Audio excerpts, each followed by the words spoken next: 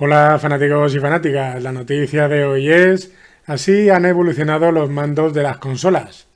Desde los inicios de la historia de las consolas, hay que ver que la evolución de estas han sido todo un desafío tanto para los fabricantes de las consolas como para los desarrolladores de los juegos. Y la mayoría de las veces, cuando se habla de esta evolución, la gente se centra en las características propias de las consolas y no se fija en la evolución que ha habido en los mandos, y que dicha evolución de estos mandos ha influido mucho en la evolución de los juegos y en el modo en que los jugadores y jugadoras juegan a ellos.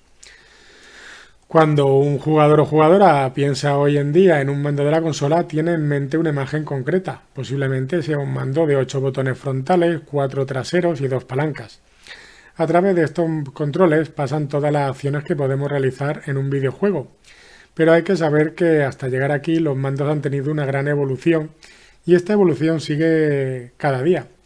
Esta evolución a lo largo de los años ha derivado en los mandos actuales, mandos como los Joy-Con de Nintendo, el DualShock 4 de Sony o el Xbox Controller de Microsoft. Así que vamos a hacer un poco de historia para ver cómo han evolucionado estos mandos. En los años 70, en la llamada edad dorada de las máquinas arcade o máquinas recreativas, cada máquina tenía unos controles a medida para cada videojuego. Cuando llegaron las primeras consolas domésticas, intentaron emular la experiencia de las máquinas arcade.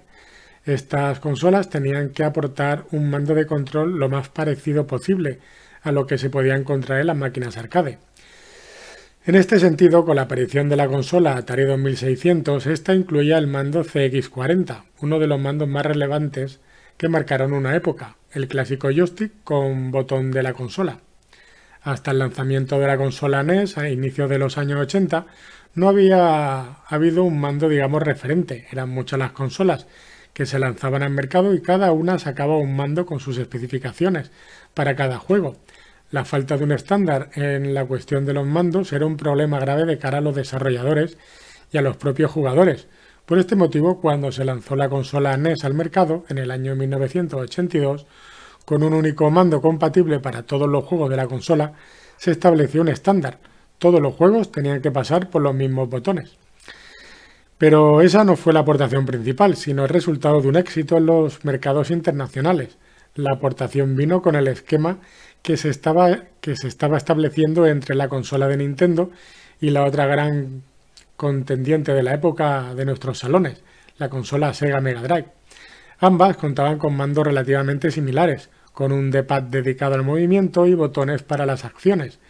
Se sustituye la palanca y se favorecía el uso de los pulgares para acceder de forma rápida a varios botones a la vez. Este diseño no solo era fácil de sujetar durante sesiones largas de juego, sino que permitía introducir más botones y acciones para ellos, manteniendo un tamaño aceptable, aunque ambas consolas lanzaron varios periféricos para juegos específicos. El mando era inamovible en ambas consolas. Fue tal el éxito de estas dos consolas que, digamos, crearon un estándar en la cuestión de los mandos. Este estándar fue copiado en otras consolas que imitaban o perfeccionaban estos mandos. Esta evolución continuó aprovechando los dedos que se quedaban sin uso al sujetar un mando horizontal y permitir así varias combinaciones de botones a la vez. De este modo se llegó a la que sería la base de los mandos que usamos hoy día. 4 botones en el margen derecho y una distribución de diamante, movimiento en el pulgar derecho y botones auxiliares superiores que permitían pulsar a la vez hasta 4 botones. Este esquema era perfecto para los juegos que vieron la luz en consolas como la Super NES, y muy pocos géneros eran difíciles de adaptar a él. Tanto es así que sería también el diseño básico que usaría Sony para su primer mando cuando lanzó su primera consola, la primera PlayStation. Los juegos de entre dimensiones, que llegaron a finales de los 90 y principios del nuevo milenio, fueron el gran reto al que tuvieron que enfrentarse los desarrolladores de juegos durante la época de las consolas de 32 y 64 bits. Las primeras consolas en mirar cara a cara a este tipo de entornos lo hicieron con mandos heredados del reinado de las consolas anteriores con juegos en 2D, por lo que el movimiento por los entornos tridimensionales era algo precario. Pensemos cómo era la navegación en el primer Tomb Raider en la consola PlayStation o en juegos tan jugados de la Sega Saturn, ambos muy alejados de cómo nos movemos ahora en entornos tridimensionales.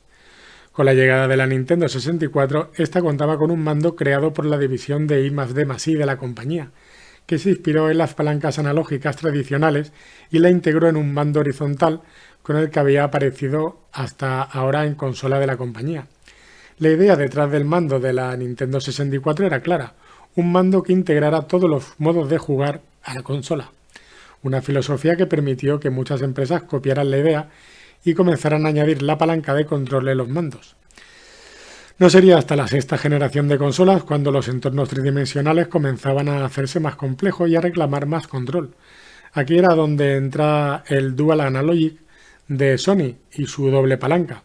La compañía lanzó en el año 1997 lo que se transformaría en el estándar actual del mando de juegos: 12 botones funcionales, 2 palancas analógicas y una cruceta digital, además de ser el precursor de los primeros controles ápticos, con la vibración incluida en el modelo DualShock, presente casi sin cambios hasta la consola PlayStation 3. Nintendo decidió en el año 2006 que los esquemas de control se habían complicado demasiado y estaban afectando de forma negativa a lo como jugamos. Esto inició un camino que llevaría a la consola Wii y su Wiimote, así como terminaría por desembocar en la actual Nintendo Switch y su esquema de control modeable y único. En el otro lado del espectro tenemos la propuesta de Sony y Microsoft, que sigue en la línea del control iniciada hace 40 años por la propia Nintendo y Sega.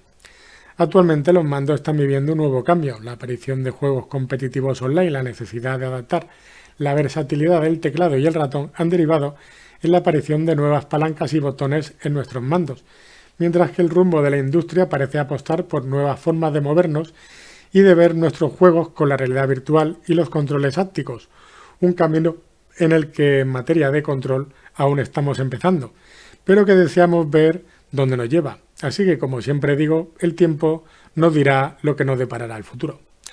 Bueno, hasta aquí la noticia. Bye bye, acordaros de comentar, darle a me gusta y seguirme a través de YouTube y Twitter.